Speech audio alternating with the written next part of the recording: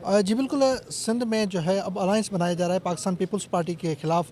دوسری جانب جو ہے وہ سابق صدر آصف علی زرداری کو پریس کا جو انٹرویو دیا تھا اس کو لے کے جو ہے مخالفین جو ہے بات کر رہے ہیں. اس حوالے سے ہم پوچھتے ہیں، ہمارے ساتھ پیپلز پارٹی کے رہنما موجود ہیں شیلا رضا صاحبہ. کیا کہیں گے؟ ایک تو جو انٹرویو دیا گیا اس کے لیے جو ہے اب شور مچایا جا رہا ہے سامنے مخالفین کی طرف سے. دوسرا یہ بتائیں کہ الائنس بنایا جا رہا ہے آپ کے خلاف. اچھا دیکھیے، جو انٹرویو ہے اس کی وضاحت تو پہلے ہی ہو گئی کہ حامد میر صاحب نے کہا کہ جب وہ انٹرویو کے لیے گئے تو چیئرمین آئے، انہوں نے کہا میں دبئی جا رہا ہوں.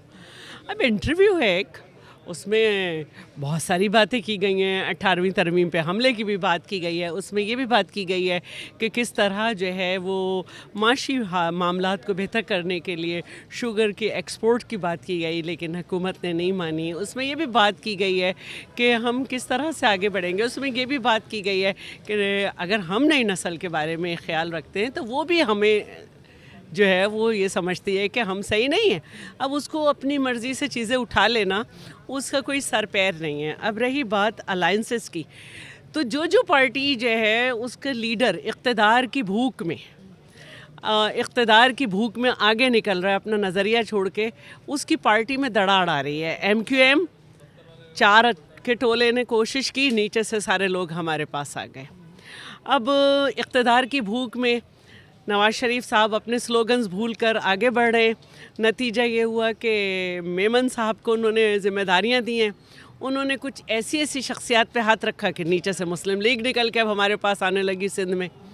تو اقتدار کی جو بھوک ہے وہ جب لیڈرشپ کو لگ جائے تو وہ اپنی پارٹی ختم کر دیتا ہے. تو اس وقت پنجاب میں جو صورتحال ہے، نواز شریف صاحب اپنے حلقے میں نہیں گئے ہیں اور وہ الیکٹیبلز کے ساتھ بند کمروں میں ہیں. اور ہماری سیاست کا فرق یہ ہے کہ ہم خطروں کے باوجود سڑک پہ ہیں، عوام میں ہیں. اچھا یہ بتائیں کہ صدر آصف علی زرداری اور بلاول صاحب جب دبئی گئے تھے تو ٹی وی چینلز پہ بریکنگ چلی تھی کہ کوئی اختلافات ہیں. کیا ایسی بات ہے کیا؟ اب چینلز کو آپ کو پتہ ہے آج کل سارے لوگ جو ہیں ریکارڈڈ پروگرام کرتے ہیں، لائیو نہیں کرتے. اب جو فیڈ ہو گیا وہی کریں گے. اچھا یہ بتائیں، ہم آپ کا وقت لے رہے ہیں، یہ بتائیں کہ سندھ میں جو الائنس بنایا جا رہا ہے، دوسرا ایم کیو ایم کی جانب سے یہ ڈیمانڈ رکھی جا رہی ہے کہ کراچی کی جو سیٹیں ہیں وہاں ایم کیو ایم کو جو ہے محدود رکھا جائے، ایم کیو ایم پہ صرف الیکشن یہاں سے لڑے. نون لیگ جب کہ کہہ رہی ہے کہ ہم یہاں سے مریم نواز بھی الیکشن لڑ سکتی ہے، شہباز شریف بھی لڑ سکتا ہے. لیکن آپ کیا سمجھتی ہیں کہ نون لیگ اور ایم کیو ایم کے درمیان جو یہ رسا کشی ہے، اس کو کیسے دیکھتی ہیں؟ ایک تو مجھے بہت خوشی ہوگی ان میں اتحاد ہو جائے، بڑی خوشی ہوگی مجھے کہ ان میں اتحاد ہو جائے، پھر ہمارے مقابلے پہ آئیں. لیکن میں نے کہا کہ ان لیڈرشپ کو اقتدار کی بھوک لگ گئی ہے، یہ اپنے پارٹی کے نظریے سے ہٹ گئے ہیں. تو پہلے پارٹی تو بچا لیں. ایم کیو ایم کے ایم پی ایز ہمارے پاس آ گئے، وہ ایم پی ایز جو کہ کہتے ہیں کہ ہم نے آنکھ کھولی تو ہم ایم کیو ایم میں تھے.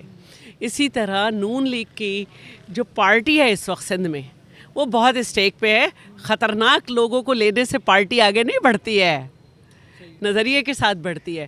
تو ہمیں کوئی مسئلہ نہیں ہے، ہماری دعا ہے کہ ان میں اتحاد ہو جائے، کیونکہ دال تو پہلے ہی جوتوں میں نظر آ رہی ہے، بٹنے الگ لگے گی بعد میں.